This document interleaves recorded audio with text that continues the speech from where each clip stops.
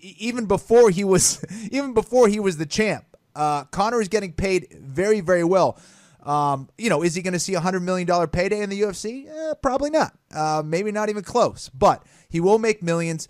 That's what he does best. Stick to that, Conor, please. We need you. The sport needs you. That's what you do best. And you can go and be the Floyd of mixed martial arts. Well, and Flo, we've been saying on these airwaves for months, if 30 million is his number to come back to the UFC, right? They're going to make his next pay-per-view is going to be massive, and he'll be worth whatever number is on that contract. Now, in terms of Conor as a representative of mixed martial arts in this setting, and not that he was a reluctant rep, right? But this is more about him, I think, than him trying to make this huge statement on behalf of a sport. But you can't help but be happy for him and proud of what he was able to do, Kenny, because I do think that he proved something, not necessarily for UFC versus boxing, but I think he proved what an elite mixed martial arts athlete can do in, the highest profile combat sports setting of all time. Especially given, again, there's no way Floyd would go longer than 120 seconds in a mixed martial arts contest. There's no way. We all know what Conor would do to him. I mean, he has so many more weapons. Again, it's just two guys in two completely different sports. And Conor had the balls to go out and fight in boxing, and no one else besides James Toney really has had the balls to compete in mixed martial arts. And I think we need to understand that. And again, it's nuts that people get so emotional and pissed off at Conor for everything. It's like he's promoting the fight. Mayweather's promoting the fight with all the things that they said. That you think people were out there that they landed the punches against Conor McGregor. Well, a lot of these celebrities, Rappaport and Snoop Dogg. And again, maybe I'm going to get in trouble for saying this, but like Snoop Dogg, you call UFC fights and you disrespect the fighters. What are you doing? Yeah. What the hell are you doing? You would never take any shot in your life against one of these dudes. Don't act like you landed a shot in the fight against McGregor. Okay? You didn't do 1 ounce of training or throw one strike during that fight. Shut up. Rappaport, the same. Shut up. 50 Cent. All these guys. Like, dude, you're not a fighter. You can act like a fighter, and you can think you're tough, but you're not. Yeah. And whether it's alcohol-induced or otherwise, I agree. And it took Snoop till the end of that video to finally give Conor McGregor anything resembling a prop. John Danaher, Ken Flo, mixed martial arts genius, or certainly a Brazilian jiu-jitsu genius. You've spent a lot of time with the guy. I just want to read a couple quotes from an Instagram post of his. The thing he capitalized, Kenny, elite MMA athletes are considerably better equipped to handle a boxer's game than boxers are to handle an MMA fighter's game. I mean, that is something that we have known for a long time. I just want to read this final thing. So McGregor showed that the endless criticism of MMA and standing striking over the years is grossly exaggerated, right? That was sort of the thesis statement. At elite levels, they are highly competent and can provide a good match for a time with even the best boxers in the boxer's domain. The daring Irishman may have lost a bout, but he won the cultural war between boxing and MMA and showed clearly that he can do far better in their domain than they can in his, for the courage, self-belief, and skill it took for him to do that. If I can get through it, he can always count me as a fan. Absolutely. I mean, beautifully said. John Danaher is a Brazilian Jiu-Jitsu genius. So knowledgeable, been around the sport for a long time, very knowledgeable when it comes to mixed martial arts and boxing, by the way, as well. I mean, that's absolutely accurate.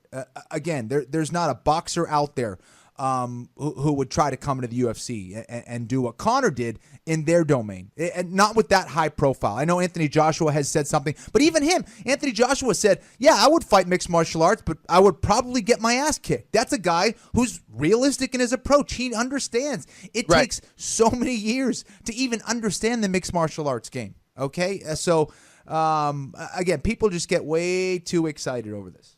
Yeah, and I think I'm one of them. So, all right, so before you look for a new podcast co-host, I will ask you this final question. So, because we're going to talk so much about McGregor and mixed martial arts, and again, I mean, you and I are both praying, right, that this is the end of the boxing chapter, but I'm going to ask the question, and call me crazy to like him, to beat Paulie Malignaggi. I'm crazy, okay? I'm just your public square, okay? Guilty as charged, right?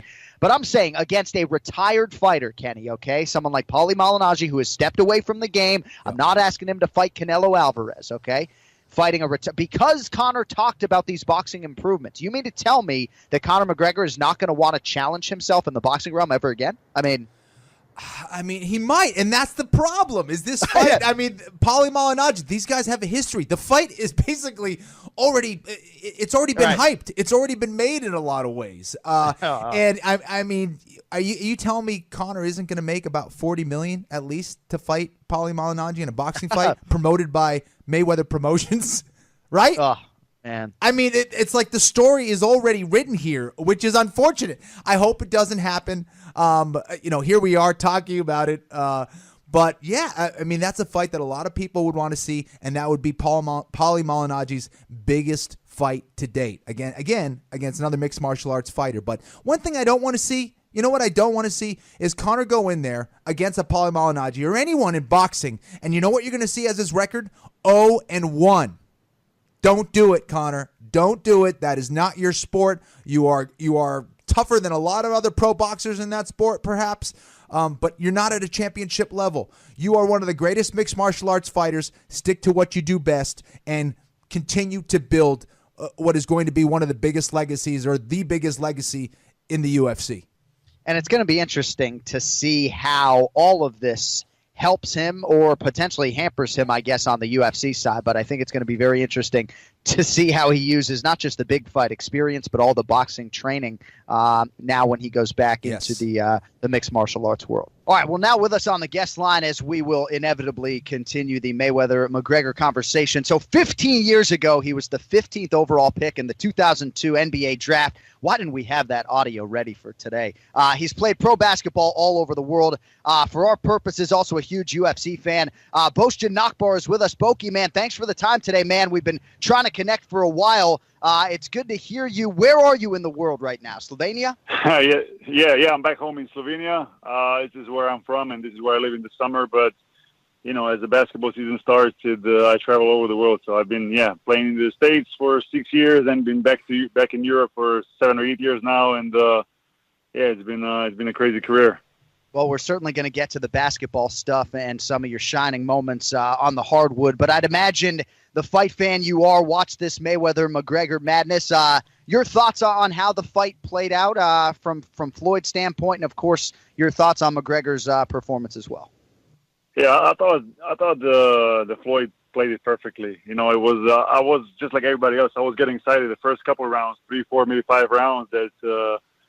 Conor would possibly have a chance and he would do something, but I think it was pretty much obvious that, Floyd played it great. Got Conor tired, brought him into round 8, 9, 10, and then finished him off. So, but all in all, I thought it was a great fight. I thought it was very entertaining. A lot of people here in Europe and in Slovenia, they talked about it. It was in every news, everywhere. So you can kind of imagine how big of the superstars those two guys are. Not just Floyd as a boxer, but also Conor as an MMA fighter now. He's just everywhere. Coming off of this fight now, do you want to see Conor continue to fight in more boxing matches, or do you want to see Conor stick to the UFC?